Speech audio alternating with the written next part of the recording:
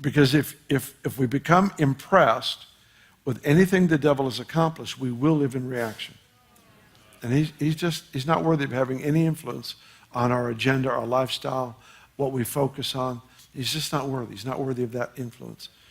And I've said it countless times, but just as way of a reminder, Jesus only did what he saw the Father do. He responded to the Father. He didn't react to the devil. And it's important to create those kinds of lifestyles where we live from the promises of the Lord towards the situations that we're facing. So, all right, here's what I want to do. I want to take you through just a few last days verses, all right? We're going to make this about the end of time. Since I heard that the world was supposed to end yesterday and we survived another end of the world. Man,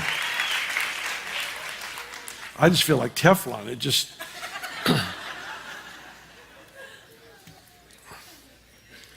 Yep, and we survived, I don't know.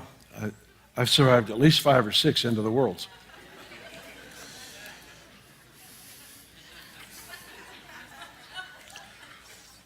So let's just take a couple looks at what's supposed to happen in the last days.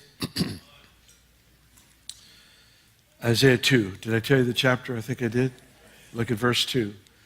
Now it shall come to pass in the latter days that the mountain of the Lord's house shall be established on top of the mountains and shall be exalted above the hills, and all nations shall flow to it.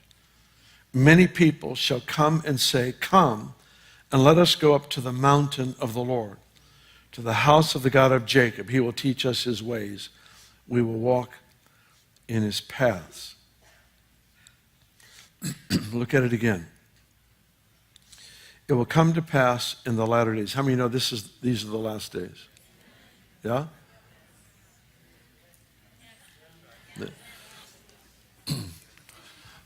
8 of you? I may need to back up in the teaching just a wee bit. Yeah, it's last days started 2,000 years ago. And so if those were the last days, these are the laster of the last days. Yeah. It shall come to pass in the latter days that the mountain of the Lord's house shall be established on top of the mountains. Okay, stop right there. Sometimes this kind of language, if you don't know the context in which it's given, it's easy for it just to sound like a warm, fuzzy word instead of a very precise, specific word. He says the mountain of the Lord's house. There's only one house of God in the Bible, a legitimate house of God in the Bible that was on a mountain. The Lord actually warned Israel from building altars on mountains. He warned them not because mountains were evil places, but the enemy countries that worship false gods would build altars on those mountains. They would worship false gods on mountaintops because it seemed more reasonable to go to a high place and talk to God than down low, because then you're closer through your own effort. You climb a mountain, so you have earned a position to talk with God. And God warned Israel about that. They fell under Solomon's rule. Initially they fell into the worship of the real God on the mountaintops. And the Lord marked that as a blemish in Solomon's reign, was that he didn't destroy the high places, even though they sacrificed to the Lord. Why? Because it represents self-effort in worship. It doesn't represent surrender. It represents self-will.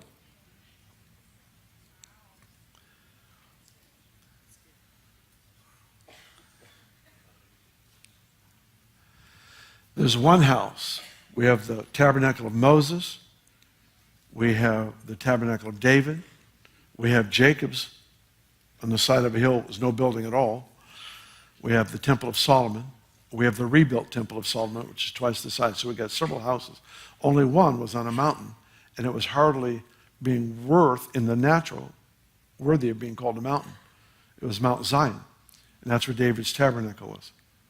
And it was a prophetic picture of continuous 24/7 worship in intercession to be given by the people of God for the salvation of nations. So when he says the mountain of the house of the Lord will be established chief of all mountains, he is describing, I am going to restore my people as a worshiping people, and they will have influence over all the other mountains of influence.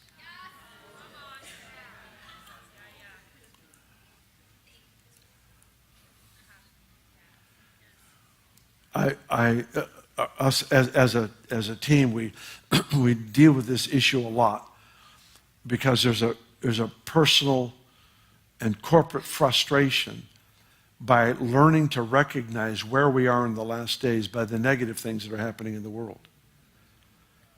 Then what happens is you actually become edified in a strange way by crisis. Well, it's just the signs of the last times. Well, what about these signs? I know there's wars, rumors of wars, but none of those were promises. It takes no faith to believe for those.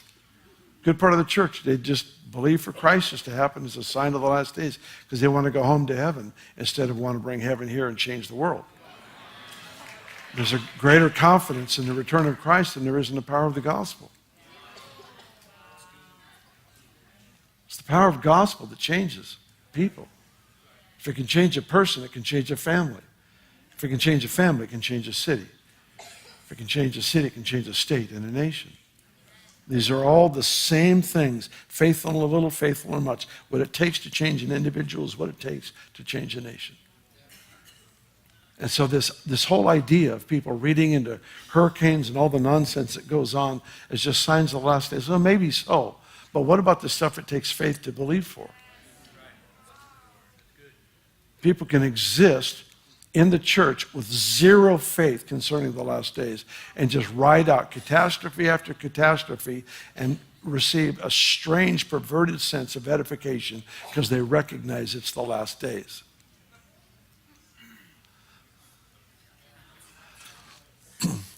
And as long as I'm on the subject,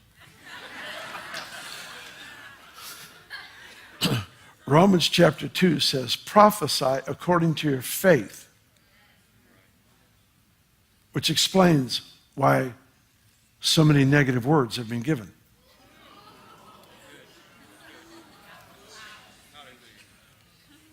It takes no faith to believe that things are going downhill.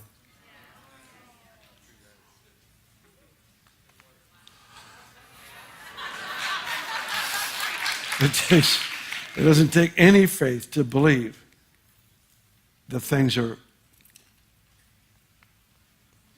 declining. All you do is just don't do anything.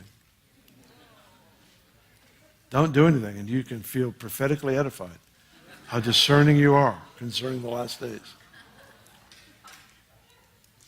But your prophetic word has done nothing to change the environment that we're in. So that's what we're dealing with, all right? All right, I said 4 or 5 verses. None of them will take me that long, I hope. And all the others will be much more edifying than I was just now. Maybe.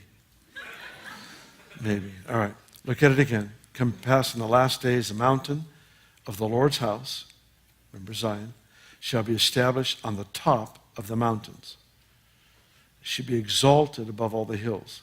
And all nations shall flow to it. Many people shall come and say, come and let us go to the mountain of the Lord, to the house of the God of Jacob. He will teach us his ways. We will walk in his paths. For out of Zion will go forth the law and the word of the Lord from Jerusalem. Amen. That was just a wonderful word right there.